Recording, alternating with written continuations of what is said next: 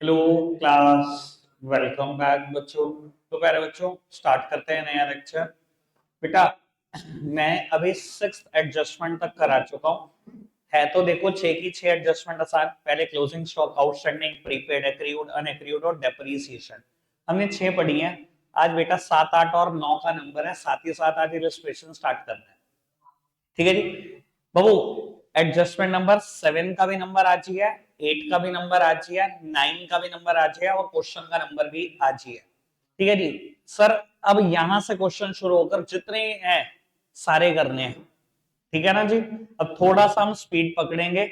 आज बेटा आधे घंटे के अंदर अंदर एडजस्टमेंट खत्म करो, मेरे पास 20 मिनट एक क्वेश्चन के लिए बचने चाहिए। ठीक है जी। चलो जी स्टार्ट करते हैं। एडजस्टमेंट नंबर 7 सब सामने देख रहे हैं पुत्र।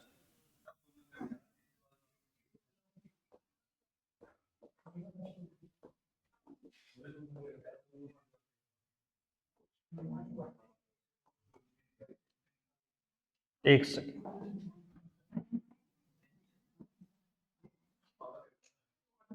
ओए, रहने दे।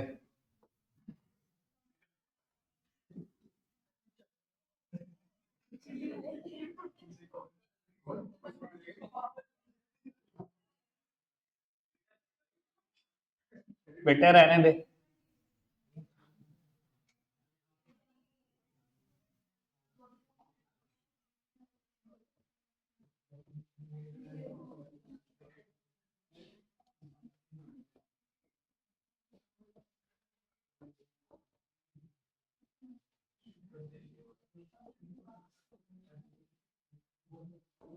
एक काम करता हूँ, कंसेप्ट एडजस्टमेंट नंबर 7 8 दोनों इकट्ठे कर लेते हैं।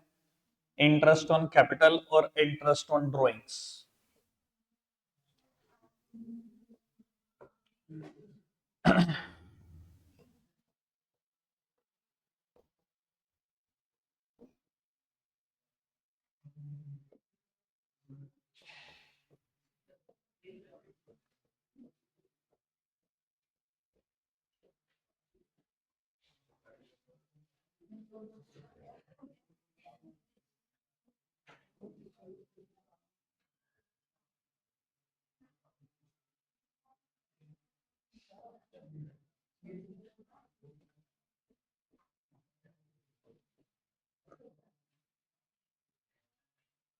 लो जी पुत्र जी, सब सामने देख रहे हैं।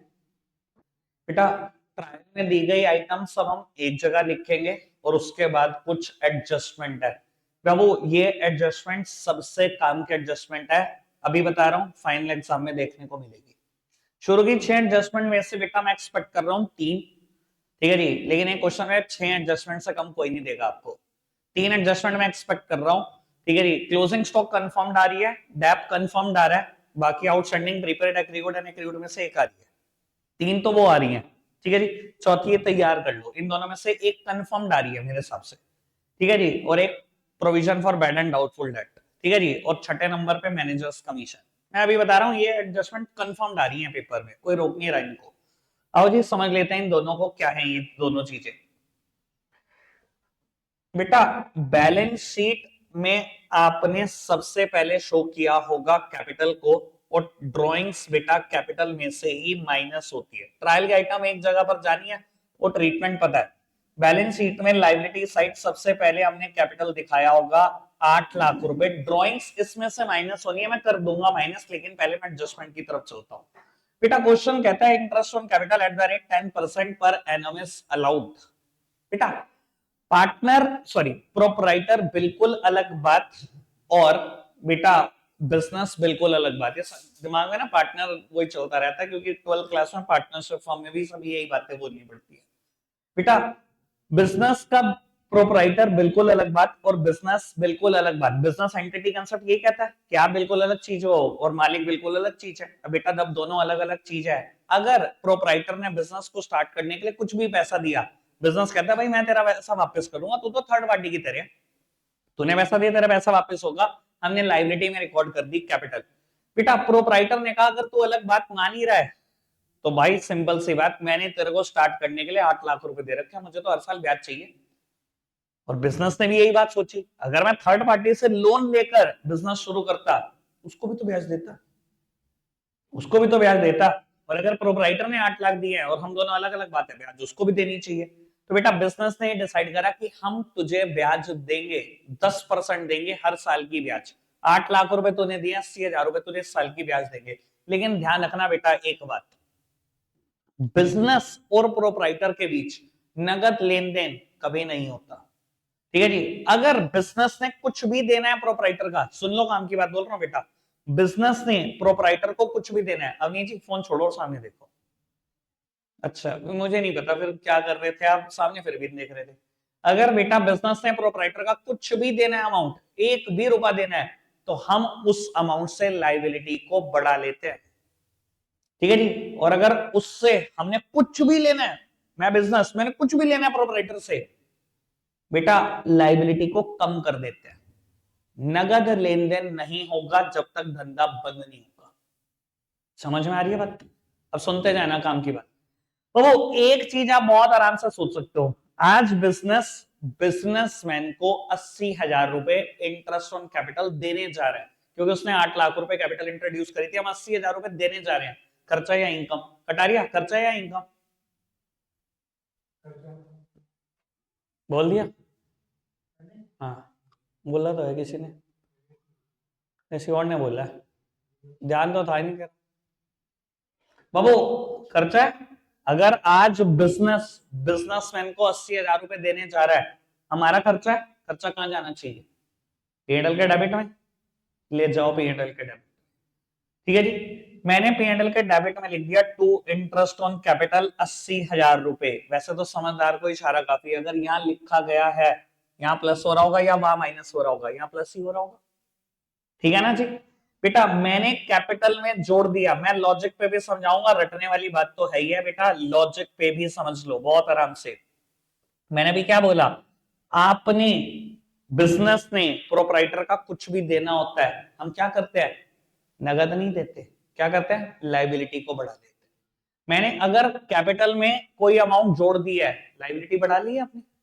ठीक है जी। मैंने कहा देख भाई प्रोपराइटर, तेरे 8 लाख रुपए देने थे जो तूने बिजनेस में डाले थे, ठीक है जी, और अब तेरे 80,000 भी देने हैं जो तुझे इस साल का ब्याज देना है। नगद कुछ नहीं दे रहा हूं, तेरे 8,80,000 दे दूंगा जब बिजनेस बंद होगा। लाइबिलिटी बना दी 8,80,000, कोई दिक्कत तो नहीं? ये बात समझ में आ गई? समझने से भी समझ में आ गई, रटने से भी समझ में आ गई। अगर ये खर्चा है, यहां पर लिखा जाएगा, यहां पर लिखा जाएगा, तो सेम साइड रहेगा। ये रटने वाली बात। तीसरे तरीका मैं तीसरे से भी समझा सकता हूं, आराम से सुन लो। जर्नल एंट्री कभी तो पास की है, इंटरेस्ट ऑन कैपिटल की। इंटरेस्ट ऑन कैपिटल एक खर्चा है, डेबिट होता है, दुनिया के सारे खर्चे डेबिट होते हैं। Interest on capital account debit, interest on capital account debit, नगद नहीं देते इसलिए टू कैश नहीं लिखते, वहां पर हम लिखते थे टू कैपिटल अकाउंट।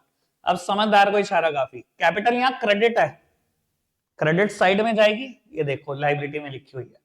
बेटा कैपिटल जर्नल एंट्री में यहां पर भी क्रेडिट हुई, इंटरेस्ट ऑन कैपिटल की वजह से, कैपिटल में और जोड़ दो, और जोड़ दी, इंटरेस्ट ऑन कैपिटल डेबिट हुआ, डेबिट साइड ही रहेगा, दिखा दो पीएनएल में खर्चे की तरह। जर्नल एंट्री से भी सॉल्व कर सकते हो इसको। अब ये तो आपके ऊपर है, मैंने तो 3 तरीकों से समझा दिया, जो अच्छा लगे वो कर। डन, इतनी बात समझ में आई? बेटा ट्रायल की आइटम एक जगह पे जाती है, ड्रॉइंग्स को माइनस कर दो, ड्रॉइंग्स 1 लाख रुपए, ड्रॉइंग्स 1 लाख रुपए माइनस कर दी, ये तो ट्रायल की आइटम होगी। एडजस्टमेंट पढ़ो जी, interest on drawings at the rate 8% per annum is charge. वैसे मुझे नहीं पता कि आप अंग्रेजी को कितने ध्यान से देखते हो, पर मुझे तो लगता है अंग्रेजी में भी आधा काम हो जाता है। ये लिखा हुआ है अलाउड, अलाउड मतलब खर्चा है भैया, हम दे रहे हैं। ये लिखा हुआ है चार्ज्ड, भैया खर्चा खर्चा नहीं है, इनकम है, चार्ज कर रहे हैं, ले रहे हैं सामने वाले से पैसे। अब ये तो भैया आधा काम तो इसमें नहीं बढ़ जाता अगर बंदे को अंग्रेजी पढ़नी आती हो। अंग्रेजी नहीं पढ़नी आती भैया कोई दिक्कत नहीं, मैं कहता हूँ अकाउंटिंग ही सीख लो बेटा, उसमें भी बहुत काम निपटा देंगे हम तो। वो अगर बिजनेस को अलग माना गया, बिजनेसमैन को अलग माना गया, तो इस बार हमने भी क्या दिया कि बिजनेसमैन तो ड्राइंग्स करके गया ना 1 लाख की बिजनेस से, ना तो भी अब ब्याज देता ही जा। तो बेटा अब हम उससे ब्याज ले रहे हैं, इनकम, बिजनेस की इनकम कहां जानी चाहिए, इनकम पीएनएल के क्रेडिट में दिखा दूं। तो मैंने बेटा सेम लॉजिक पे इंटरेस्ट ऑन ड्राइंग्स 8% 1 लाख का 8,000 रुपए ऐड कर दिए इनकम के तौर पर। ठीक है जी बेटा, मैंने सुनना बिजनेसमैन से पैसे लेने हैं 8,000 रुपए। मैंने कहा ला भाई ब्याज के दे। कहता नगद लेन देन कुछ नहीं हो रहा, नगद तो आखिरी दिन होगा, तूने जो मेरे इतने सारे पैसे देने उसमें से काट दे। मैंने कहा अच्छा। मैंने कहा कितने पैसे देने हैं? मैंने कहा देख 8 लाख तेरे एक देने थे, 80,000 का ब्याज, 880 देने थे, 1 लाख तूने ड्रॉइंग्स कर ली, 780 देने, लेकिन मैंने तेरे से 8,000 लेने हैं, तो 8,000 की लाइबिलिटी कम कर दूं? उसने कहा कर दे, 8,000 रुपए उड़ा दो।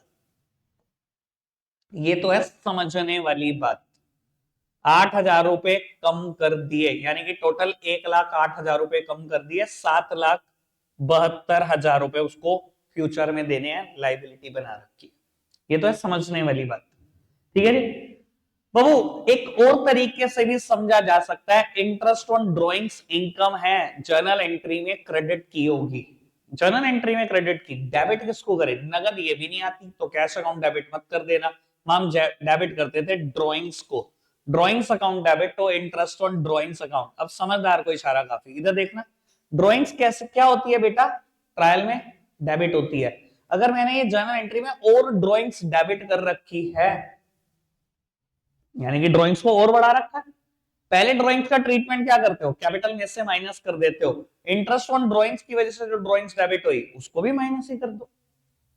और ये इंटरेस्ट ऑन ड्रॉइंग्स कहां चला गया? जो क्रेडिट में लिखा है ये क्रेडिट में चला गया, ये जो डेबिट में लिखा है डेबिट में चला गया। अब बहुत सारे बच्चे क्या कर देते हैं, मैं बता देता हूँ, ट्रीटमेंट बिल्कुल ठीक है। बहुत सारे टीचर ये भी सिखाते हैं, ये ड्रॉइंग्स डेबिट हुई ना बेटा, यहाँ पर भी ड्रॉइंग्स डेबिट हो रही थी 1 लाख की, तो आप सीधा 1,08,000 लिख दो, 1 लाख ये रे, और ये जो 8,000 डेबिट हुए वो लिख दो।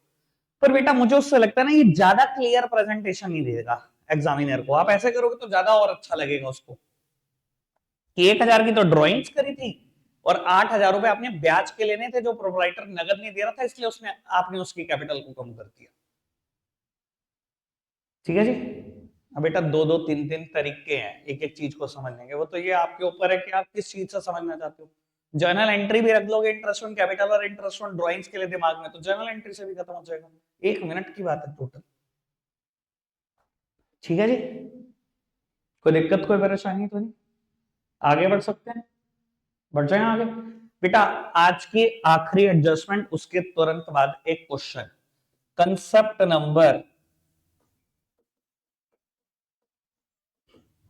Sorry adjustment number 9, adjustment number 9।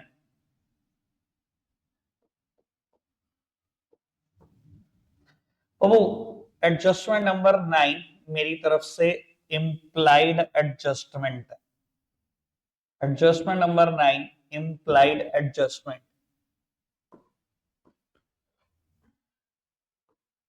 ये एक्सट्रैक्ट ऑफ ट्रायल बैलेंस है।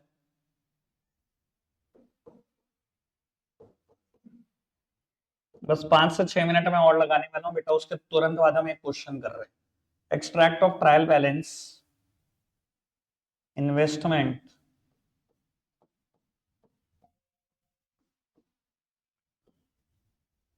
मोदी जी का फोन आया भैया, फोन उठा लो।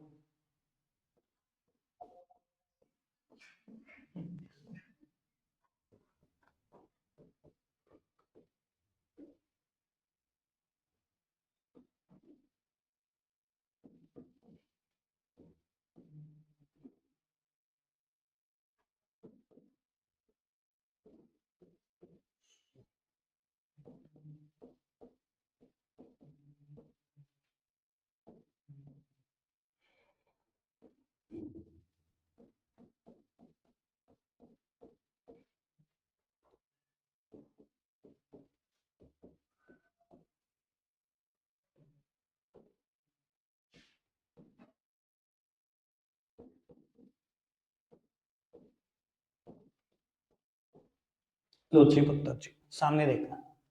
वो इम्प्लाइड एडजस्टमेंट क्या होती है? कायदे से तो मतलब ये होता है कि कॉमन सेंस है कि एडजस्टमेंट है, ठीक है जी, पर आपको पता कॉमन सेंस कौन सी कॉमन है रुको में, ठीक है ना जी। तो बेटा ये भी समझानी पड़ती है बातें, सुन लो। मैं आपको बता देता हूँ इम्प्लाइड एडजस्टमेंट कहां पर आप आसानी से गेस कर पाओगे कि ये इम्प्लाइड एडजस्टमेंट है। जब भी किसी भी चीज के सामने क्वेश्चन में रेट हो, किसी भी चीज के सामने, समझ लेना इसमें पक्का एडजस्टमेंट होने के चांसेस ज्यादा है कुछ, जैसे कि यहाँ इन्वेस्टमेंट के सामने रेट है, जैसे कि यहाँ बैंक लोन के सामने रेट है, कभी डिवेंचर के सामने रेट हो सकता है, किसी भी चीज के सामने क्वेश्चन में रेट हो, समझ जाना यहाँ एडजस्टमेंट छुपी हो सकती है और आपको रिवर्स इंजीनियरिंग से वो एडजस्टमेंट को निकाल कर बाहर करना है। ठीक है जी, आओ जी समझते हैं कैसे ये एडजस्टमेंट है। बेटा 1 लाख रुपए की इन्वेस्टमेंट क्वेश्चन कहता है 1 जून 2023 को करी थी आपने, ठीक है जी, और ये 12% रिटर्न देती है। बेटा जब भी किसी चीज के सामने रेट होता है ना, अगर कुछ ना कहा जाए अनलेस अदरवाइज स्पेसिफाइड, ये जो रिटर्न देगा ये बेटा पर एनम होगी, पर एनम मतलब पूरे साल की रिटर्न होगी। ठीक है जी, यानी कि अच्छा एक बात बताओ, अगर आपने 1 लाख की इन्वेस्टमेंट कर रखी है और वो आपको 12% रिटर्न देने वाली है 1 साल की, लेकिन ये मैंने इन्वेस्टमेंट कब करी, 1 जून को करी, तो बेटा कितने महीने अभी बचते हैं फाइनेंशियल ईयर खत्म होने में, जून पूरा, जुलाई, अगस्त, सितंबर, अक्टूबर, नवंबर, दिसंबर, जैन, फेब, मार्च, 10 महीने। मैं वैसे उल्टा सोचता हूँ, ये मैंने आपको सीधा सोचवा दिया, ठीक है जी, मैं तो ऐसा सोचता हूँ अगर जून शुरू शुरू के महीनों के आसपास है तो गया क्या, अप्रैल और मई तो क्या 10 महीने बढ़े 12 में से, ऐसा भी सोच सकते हो आप। ठीक है जी, अभी तो सीधा सीधा चल लो, 11वीं के बच्चे हैं छोटे छोटे प्यारे प्यारे, अभी तो कैलकुलेशन की समझ ही नहीं है, अगले साल बिल्कुल अच्छा समझ में आ जाएगी। ठीक है जी, तो बाबू 10 महीने की रिटर्न कितनी है, तो पूरे साल के रिटर्न 10 महीने में क्या कमा लेता बेटा, 10 महीने में आपको 10,000 रुपए इंटरेस्ट मिला होना चाहिए। ठीक है जी, पर बेटा मेरा तो ट्रायल कह रहा है 7 ही मिला, आपको नहीं लगता 3,000 का इंटरेस्ट एक्रीड है, एक्रीड मतलब कमा तो चुका हूं बस मिला नहीं है, मिलना बाकी। ठीक है जी, बेटा आगे बढ़ जाना, बैंक लोन देखना, 10 लाख रुपए का बैंक लोन लिया, साल की ब्याज कितनी देनी है, 10% देनी है। ये लोन कब लिया, 1 अक्टूबर को लिया, यानी कि अभी भी 6 महीने बचते हैं, 6 महीने की ब्याज कितनी, अक्टूबर नवंबर दिसंबर जैन फेब मार्च, 6 महीने। बेटा 10 लाख का 10%, 1 लाख है साल की ब्याज, 6 महीने की कितनी, 50,000, 50,000 ब्याज देनी है, पर मेरे तो ट्रायल कह रहा कि 40 ही दिया मैंने अब तक, आपको नहीं लगता 10,000 की आउटस्टैंडिंग है। ठीक है ना जी, interest due but not yet paid, 10,000 का इंटरेस्ट ड्यू हो चुका है पर पे नहीं किया आपने, क्योंकि मेरी तो कैलकुलेशन कह रही है 50,000 का ब्याज दे देना चाहिए था, आपने 40 ही दिया, तो 10,000 का आउटस्टैंडिंग ही तो है। समझ में आया इम्प्लाइड एडजस्टमेंट क्या है। अब बेटा इसको कैसे शो करेंगे, लो जी फटाफट से शो कर देते हैं इसको, balance sheet, trading and profit and loss account. बेटा सबसे पहले ट्रायल के अंदर दी गई आइटम एक एक जगह, मेरे को 12% इन्वेस्टमेंट ट्रायल में गिवन है, 12% इन्वेस्टमेंट, इन्वेस्टमेंट एक एसेट है, एसेट साइड दिखाना मत भूलना, 1 लाख रुपए, इस पर इंटरेस्ट आया हुआ है, ये देखते रहो, ट्रायल का आइटम एक एक जगह, इंटरेस्ट क्रेडिट साइड पर है, आया हुआ है, रिसीव्ड है 7,000 रुपए, बाय इंटरेस्ट ऑन इन्वेस्टमेंट 7,000 रुपए, पर मेरी कैलकुलेशन करी थी कि 10,000 का इंटरेस्ट मिलना चाहिए, यानी कि 3,000 रुपए का एक्रीड है, 3,000 का एक्रीड है बाबू, एक्रीड इंटरेस्ट इनकम साइड ही ऐड हो जाएगा। ठीक है जी, यानी कि पीएनएल के क्रेडिट साइड ऐड हो जाएगा जिस भी इनकम से रिलेट करता है, लो जी एक्रीड इंटरेस्ट 3,000, बाबू एक जगह तो रहेगा नहीं, एक्रीड इंटरेस्ट मेरी एसेट है, आज नहीं तो कल मुझे मिल ही जाएगा, क्या हो गया मैं कमा तो चुका ही, वो मिला ही तो नहीं है, मिल जाएगा, नहीं तो रट ही रहे हो तो चलो भैया रट ही लो, सेम साइड ही रहेगा, एक्रीड इंटरेस्ट 3,000, अभी तक कोई दिक्कत कोई परेशानी। ठीक है, फिर बैंक लोन लिया आपने 10 लाख रुपए का, 10% पे लाइबिलिटी है, ट्रायल के अंदर दी गई आइटम एक एक जगह तो लिखना ही है, ट्रायल में ही लिखा हुआ था इंटरेस्ट ऑन बैंक लोन 40,000 दे चुके हो, तो खर्चा है इंटरेस्ट ऑन लोन 40,000। अब मेरी कैलकुलेशन ये कह रही थी कि 50,000 का ब्याज दिया होना चाहिए, पर मैंने ट्रायल में देखा तो 40 का दिया, 10,000 का आउटस्टैंडिंग है, किसमें जुड़ता है, खर्चे में ही जुड़ता है, छोड़ दो इस खर्चे में, आउटस्टैंडिंग इंटरेस्ट 10,000। ठीक है जी, ये कहां चला जाएगा, लाइबिलिटी में चला जाएगा आउटस्टैंडिंग इंटरेस्ट, दिखा दिया सब कुछ। ठीक है, एडजस्टमेंट दो दो जगह, ट्रायल की आइटम एक एक जगह। ठीक है, स्टार्ट कर रहे हैं क्वेश्चन के साथ। 10वें क्वेश्चन बेटा सामने देखना, बुक से मैंने अभी पहला इलस्ट्रेशन 1 मिनट के लिए रोक दिया है, पहले कर रहे हैं सेकंड इलस्ट्रेशन। ठीक है जी, कल कराऊंगा फर्स्ट इलस्ट्रेशन, लेकिन उसके लिए ना बेटा 10 मिनट की चर्चा करनी पड़ेगी। जैसे मैं आज अगर 10 मिनट की चर्चा करूंगा तो ये क्वेश्चन चला जाएगा। ठीक है ना, फिर ये हो नहीं पाएगा, कोई भी क्वेश्चन शुरू कर लूंगा पूरा नहीं हो पाएगा, एडजस्टमेंट 10 शुरू कर दूंगा वो भी पूरी नहीं हो पाएगी। इसी वजह से आज चर्चा नहीं कर सकते, आज ये इलस्ट्रेशन पूरा करेंगे, कल पहले चर्चा करेंगे, फिर इलस्ट्रेशन 1 करेंगे, 3 करेंगे, 4 करेंगे, देखते हैं कितने करेंगे। ठीक है जी, आओ जी। तो वो क्वेश्चन पढ़ने का सही तरीका क्या है विद एडजस्टमेंट का? ठीक है, पहले ही सीधा ही एडजस्टमेंट पर आ जाओ बेटा, सीधा ही एडजस्टमेंट को देखना शुरू करो। स्टॉक एट द एंड 60,000, यानी कि क्लोजिंग स्टॉक हो गया, दो जगह पे चला जाएगा। ठीक है जी, हो जाएगा ट्रेडिंग के क्रेडिट में और एसेट में। डेप्रीशिएट करना है फिक्स एसेट्स को 10% से। सुन लो काम की बात, मुझे नहीं पता किसकी बुक है ये। ठीक है जी, मैं चाहता हूं बेटा हर एक बच्चा बुक लेके आए इस चैप्टर, हर एक बच्चा, तब आप सच में सीखोगे कि क्वेश्चन होना कैसे है। अब आपको करना क्या चाहिए कायदे से, जैसे ही लिखा depreciate fix assets, fix assets के ऊपर लगा दो डॉट, और मेरे को लास्ट की आइटम दिख रही है यहां लग चुकी होगी डॉट।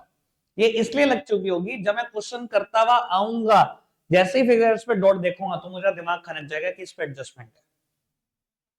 ठीक है जी, और अगर किसी चीज पर दो एडजस्टमेंट हो तो डबल डॉट। ठीक है जी, जैसे कि कल आएगी एक एडजस्टमेंट करानी है, आपको पता ही है, जब बैड डेट और provision for bad and doubtful debt की बात करते हैं और फिर provision for discount on debtor की बात करते हैं, 3 एडजस्टमेंट डेटर पे हो सकती हैं एक ही साथ, तो जितनी एडजस्टमेंट होंगी उतनी ही डॉट। तो उसके बाद लिखा है commission earned but not received, acrid commission, acrid commission, commission पे डॉट। अब बेटा जहां कहीं भी कमीशन लिखी हो, ये लिखी हुई है कमीशन, कमीशन पे भी होगी एक डॉट। ठीक है, फिक्स्ड एसेट्स पे डॉट, कमीशन पे डॉट, क्लोजिंग स्टॉक कहीं एडजस्ट नहीं होता इसलिए उसकी कहीं डॉट नहीं लगाई हुई मैंने। ठीक है, उसके बाद rent received in advance, received in advance, unaccrued rent, unaccrued rent. ठीक है जी, और इस इंटरेस्ट ऑन कैपिटल और उसके बाद इंटरेस्ट ऑन ड्रॉइंग्स, यानी कि रेंट पे डॉट, कैपिटल पे डॉट, ड्रॉइंग्स पे डॉट, जिस जिसके ऊपर एडजस्टमेंट सबके ऊपर एक एक डॉट लगा रखी है।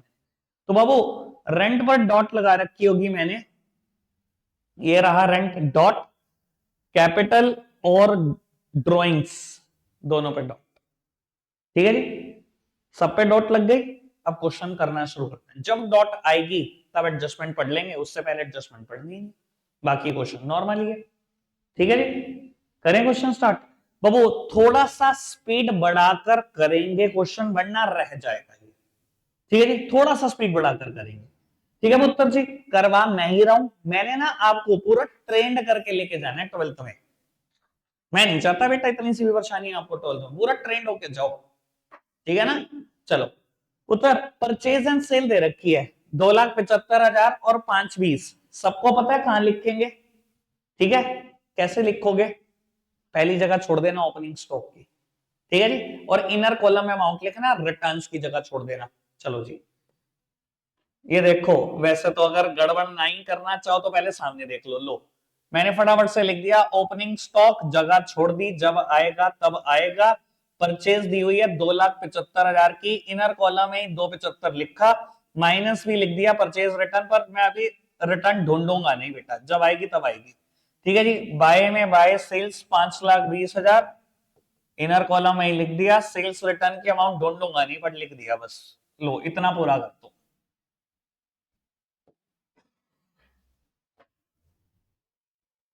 ठीक है जी, इतना काम पूरा हो जाना चाहिए।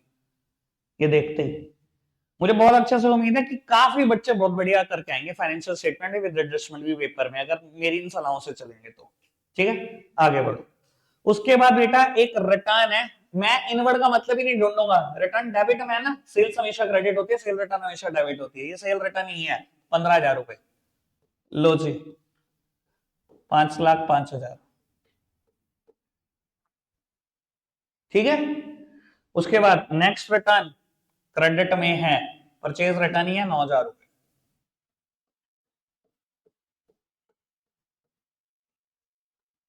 ठीक है जी,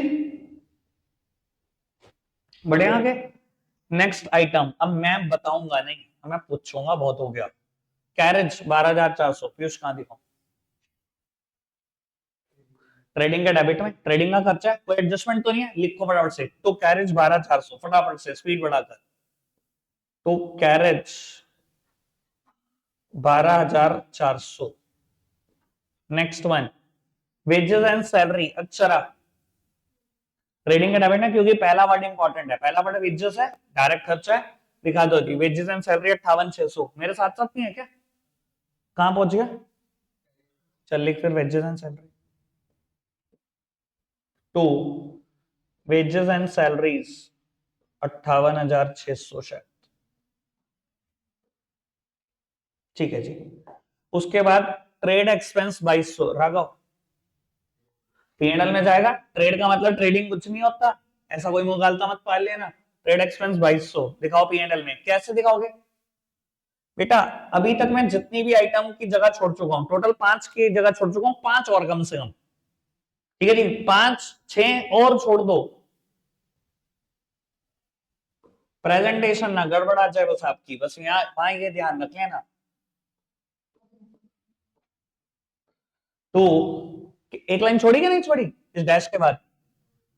भाई मैं बहुत दिन से बोल रहा हूं, एक लाइन छोड़ देना, ग्रॉस लॉस आ गया तो फिर लिखोगे कैसे? यहाँ एक लाइन छोड़कर लिखना, टू ट्रेड एक्सपेंस, क्योंकि पेपर में तो कुछ भी आ जाएगा बेटा। 12,400 था ना? अरे यार 2,200 था ये तो।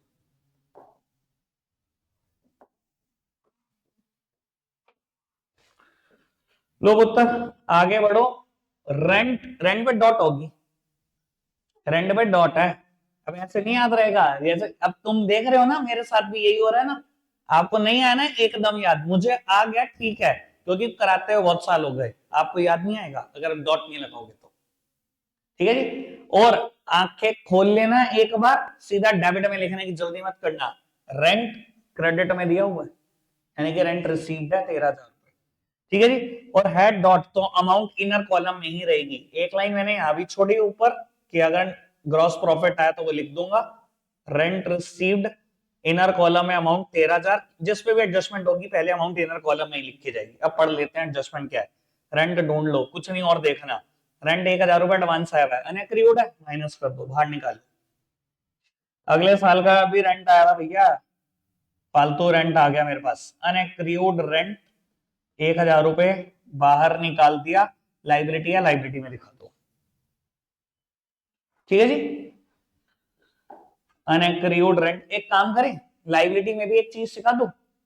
सबसे पहली जगह ना कैपिटल की छोड़ देना, कम से कम 10 लाइन, 10 लाइन तक कुछ नहीं लिखना। कैपिटल में नेट प्रॉफिट जुड़ सकता है, ठीक है जी, इंटरेस्ट ऑन कैपिटल भी जुड़ सकता है, एडिशनल कैपिटल भी जुड़ सकती है, ड्रॉइंग्स में माइनस हो सकता है, इंटरेस्ट ऑन ड्रॉइंग्स में माइनस हो सकता है। 10 लाइनें छोड़ना, ठीक है। 10 लाइनें छोड़कर मैंने लिख दिया अनएक्रीड रेंट 1,000। कोई दिक्कत तो नहीं? ठीक है जी। जैसे ट्रेडिंग में सबसे ऊपर ओपनिंग स्टॉक की जगह छोड़ेंगे, ऐसे ही बैलेंस शीट में सबसे ऊपर कैपिटल की जगह छोड़ेंगे ये, लेकिन 10 लाइनें होंगी कम से कम। ठीक है, नेक्स्ट वन, आगे बढ़ते हैं। रेंट तक हो चुका है हमारा, उसके बाद है इंश्योरेंस 2,000 रुपए। अब नहीं, इंश्योरेंस 2,000, ऐसा क्या सोच रही है, मंत्र क्या फूक रही है, बता फटाफट, कुछ है भी? तीन ही चॉइस होती है आदमी के पास, रेंट कहां लिखा हुआ है, तो कहां जा सकता है? या पीएनएल के डेबिट में, या एसेट में। अब तू बता दे, इंश्योरेंस क्या, एसेट तो नहीं है ऑब्वियसली। पीएनएल के डेबिट में जाएगा, ट्रेडिंग के डेबिट में कभी खर्चा ही नहीं पड़ा ऐसा। ठीक है जी, लिख दो इंश्योरेंस 2,000 रुपए फटाफट से। उसके अगली बात है ऑडिट फीस 1,200 रुपए, ये भी पीएनएल का आइटम है, ये भी दिखा दो।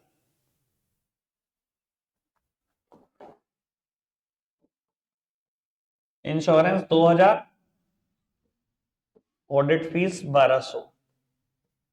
बता, सीए को बड़ा नुकसान करा दिया, 12,000 तो लिखो कम से कम। आगे बढ़ जाओ, डेटर एंड क्रेडिटर एक 10 और 62 100 कहां दिखाऊं उस पर?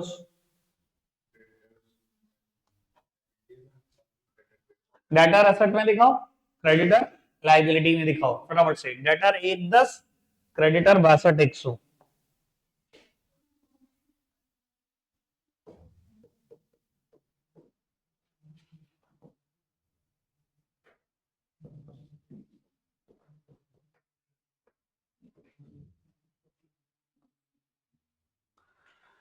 इतनी बात, कोई दिक्कत है किसी की तो रुक जाते हैं, कोई जल्दी नहीं है, क्वेश्चन तो पूरा कर ही देंगे। सबको समझ में आ गया? सब मेरे बराबर बराबर चल रहे हैं, सब मेरे बराबर है। नोटबुक चेक कर लो, पक्की बात। जिसमें दो मेरे बराबर तो है। चलो जी ठीक है, चलते हैं फिर। Next item B R and BP 3300 और 2200, खुशी दिखाओ। बी आर 3300 एसेट में, बीपी 2200 लाइबिलिटी में।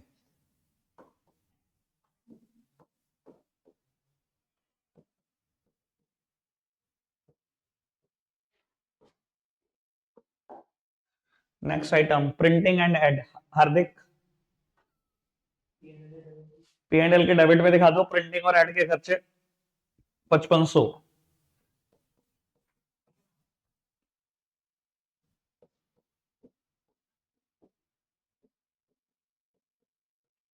चलो नेक्स्ट आइटम, बेटा जल्दी नहीं करनी, सामने देखना है।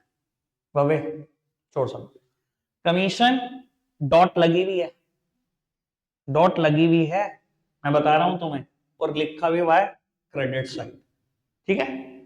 कमीशन है क्रेडिट साइड, डॉट लगी हुई है, तो इनर कॉलम में ही लिखना, बाद में पढ़ते हैं एडजस्टमेंट, पहले लिखने वाला काम निपटाओ इसको। बाय कमीशन रिसीव्ड है मतलब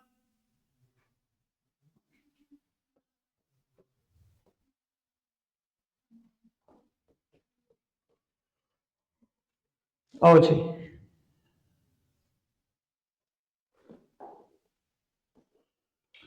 commission earned but not received amount to rupee 400। Commission कमा चुके हो, मिली नहीं है, मतलब एक्रीव्ड कमीशन। क्या ट्रीटमेंट होना चाहिए पृथ्वी जी? हाँ क्या करूं कमीशन में इसका? एसेट साइड प्लस कर दो। तो बेटा ये अब पी एंड एल क्यों बोल रहे हो, पी एंड एल में प्लस कर दो? वहां तो मैं एडजस्टमेंट सुनता हूँ, वहां तो नाम नहीं पता होता, सीधा कहो कमीशन में प्लस करो और एसेट साइड कमीशन में प्लस करो जी। एक्रीव्ड कमीशन 400, एक्रीव्ड कमीशन 400 रुपए, और बेटा एसेट साइड भी ले जाओ, एक्रीव्ड कमीशन। केशव समझ आ रहा है बाबू? ठीक है ना, नंबर आने चाहिए। आओ जी उत्तर, कमीशन तक डन है। ओपनिंग स्टॉक की हमने स्पेस छोड़ा हुआ है, ठीक है जी। वर्ड भी लिखा हुआ है, ओपनिंग स्टॉक 36,000, सबसे पहली आइटम है, लिखकर खत्म करो।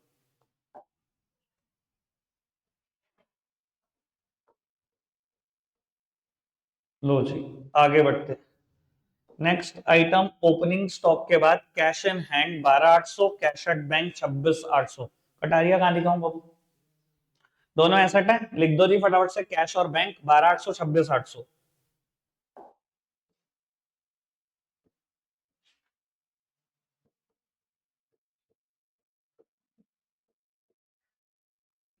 डन, ठीक है जी, बढ़ जाए आगे। चलो बाबू उसके बाद बैंक लोन 20,000, सुनना मैं यहाँ पर एक बात बोलने वाला हूँ, एक मिनट रुक जाओ, कोई कुछ लिखेगा नहीं, पहले सामने देखे। बैंक लोन 20,000 और अगली आइटम देखे इंटरेस्ट ऑन लोन 1,500। यकीन मानना अगर इसके सामने रेट होता इम्प्लाइड एडजस्टमेंट हो जाती, इसने रेट नहीं दिया तो इम्प्लाइड एडजस्टमेंट बच गई। और मैं बताऊं, मैं एक मिनट में इम्प्लाइड एडजस्टमेंट बता सकता हूँ इसकी, यहाँ लिख दो 10%। 10% होते ही 2,000 ब्याज देना चाहिए था, पर दिया कितना? 1,500, 500 रुपए अभी आउटस्टैंडिंग।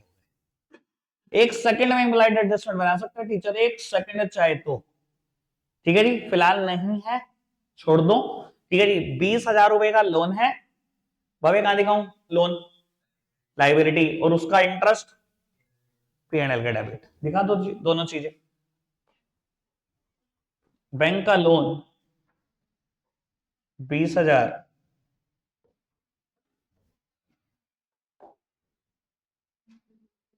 Interest on loan 1500।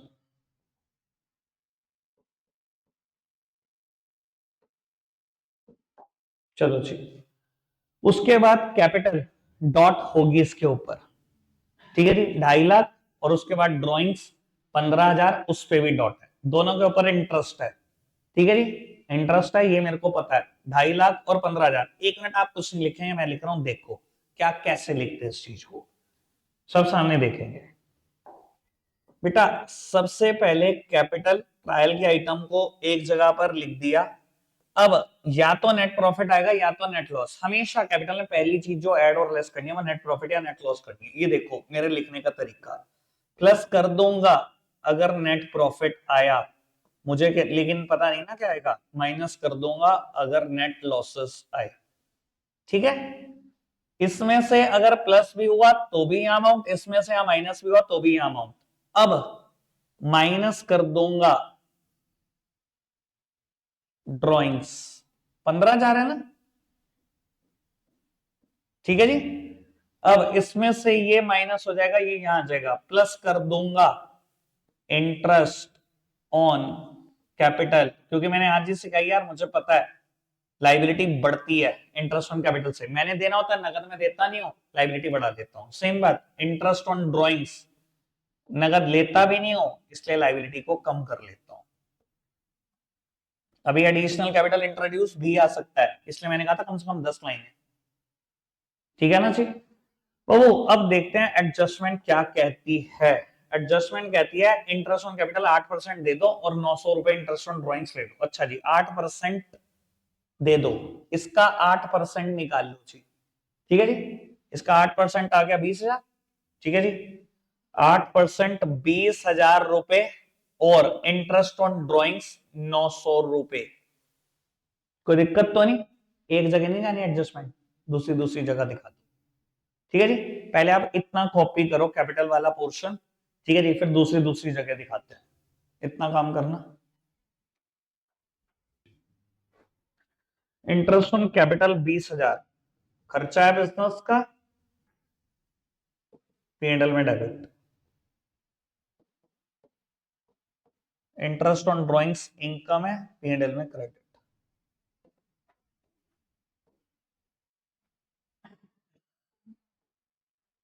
आगे बढ़ो, लास्ट आइटम बचती है फिक्स एसेट्स 3 लाख, डॉट होगा और डॉट यही लिखी हुई है, डैप लगाना है फिक्स एसेट्स पे 10%। क्या पारस ट्रीटमेंट करते हैं डैप का,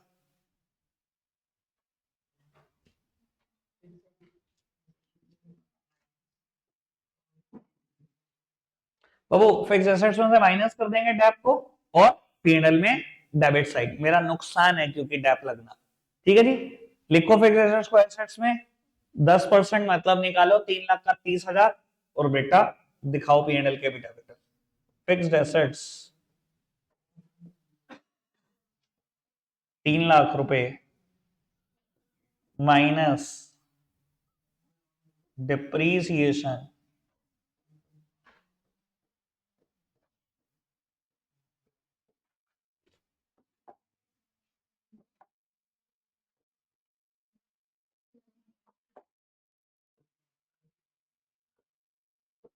to depreciation on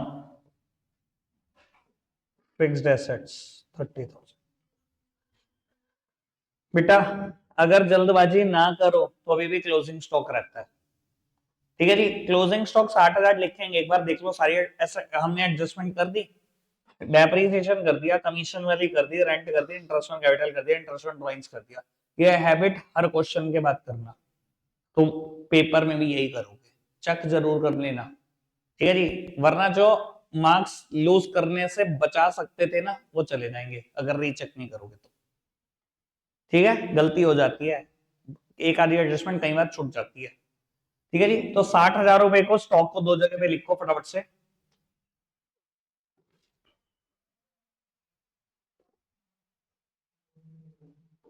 by closing stock 60,000 और क्लोजिंग स्टॉक 60,000। अब इतना लिखने के बाद सब सामने आ जाना। लिख लिया? पहली बार टोटल भी मैं कर रहा हूं, अगली बार हर क्वेश्चन का टोटल आप करोगे, आज मैं कर रहा हूं। ठीक है जी। आओ जी सामने देखो बेटा, इस तरफ की अमाउंट देखो, 2,66,000, 36,000 और 70-80,000 के आसपास की ये अमाउंट। ठीक है जी। ये टोटल 4 लाख भी नहीं पहुंच रहा, और ये 5,65,000, यही हाईएस्ट टोटल है। Highest total should be placed on the both sides. ठीक है जी। आप अरे रुक जाओ यार, 1 मिनट बाद लिखवा दूं, मैं पक्का लिखवा दूंगा। आप सामने देखो, मैं तो कैलकुलेशन ये सिखा रहा हूं कि मैं जब करता हूं तो मैं इजी कैसे करता हूं। ठीक है ना? अगर ये नहीं सीख पाओगे तो दिक्कत रहेगी पेपर में भी। आप सामने देखो, तो gross profit transfers to capital, sorry, P&L account. ठीक है जी। इधर देखना पुत्र, मेरी तरफ देखना, सामने देखो, 1 मिनट रुक जाओ बाबू। 12,400 और 58,600, 400 और 600, 1,000 बन गए, और ये 70,000 है, 71,000। ठीक है। अगर ये दोनों कर पाओ तो बहुत बढ़िया, नहीं कर पाओ 26636, 3 जीरो है, 3 जीरो बाद में देख लेंगे। 13, 14, 3,73,000। 565 में से 373 माइनस करने हैं, 291, 1,92,000।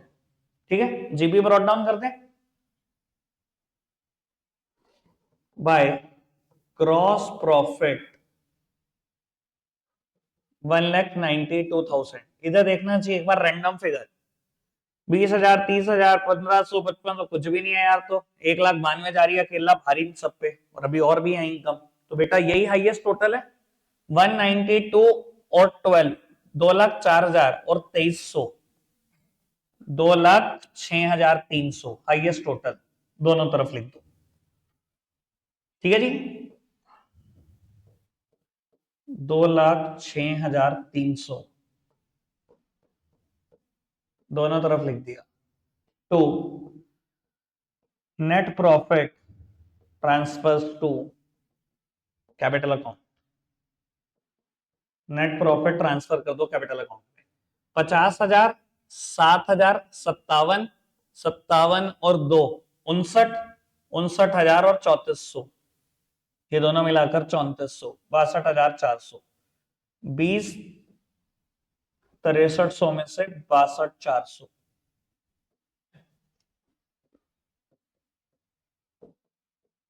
ये आ गया नेट प्रॉफिट 143900। ठीक है जी। अब मैं आपको बताता हूं पेपर में क्या होगा। एक साइड का टोटल कर लो। ठीक है जी। इसमें से 15,000 रुपए माइनस कर दो, 378,900। इसमें से अच्छा जी, अब मेरे को लग रहा है कि हमने बिल्कुल ठीक किया होगा। मैं आपको दिखाता हूं क्यों ऐसा, कभी कभी हिंट देता है क्वेश्चन। ये देखना कितना आया, 378,900। अगर मैं 20 जोड़ दूं तो 398,900, उसमें से 900 माइनस करना है, यानी कि 398,000। ये भी लगभग लगभग कभी कभी हिंट होता है, जब राउंड फिगर की तरफ जा रहा हो ना आंसर, और ज्यादा राउंड फिगर हो रही है, और ज्यादा राउंड फिगर, ये भी आंसर होता है 11th क्लास के हिसाब से। ठीक है जी। ठीक है पुत्र बाबू, 3,98,000 और 20,000, 4,18, 4,18, 4,19, 4,19,000 और 64,300,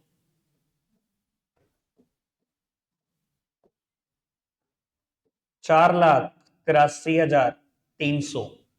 यकीन मानना अब दिल गले में आ जाएगा एक साइड का टोटल लिखने के बाद। ये ना मिला ना, गलती ढूंढ नहीं पाओगे। ये जो है ना, ये बड़ी गर्मी में भी लाल हो जाएंगे। फिलहाल तो सर्दियां चल रही हैं, ठीक है जी, अब सर्दियों में डबल लाल होंगे, देखना ये। अगर गलती से ये आंसर ना मिले तो 3,30,000 देखते जाएंगे सामने, 3,30, 1,10, 4,40, 4,40,000। कोशिश करते हैं, ये तीनों मिलाकर राउंड फिगर बन जाएगा 800, 800, 1600, 1600 और 400, 2,000, 2,000 ये है, और ये दोनों मिलाकर 12 और 26, 38 है, 38 और 2, 40, 40,000 ही है, 480 और 300, 3300 आ गया, 483300। अब ये आपके ऊपर है, आप पेपर में कैलकुलेशन कितनी जल्दी उड़ाते हो।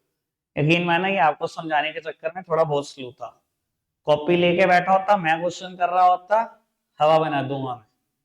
आपको हवा बनानी आनी चाहिए। देख रहे थे ना मैं कैलकुलेशन कैसे करता हूं, पहले राउंड राउंड फिगर उठाओ, ठीक है जी, बाद में देखेंगे बाकी फिगर्स को, जोड़ सभी लेंगे, ठीक है। चलो रखते हैं, आज के लिए इतना ही है प्यारे बच्चों, बाय बाय।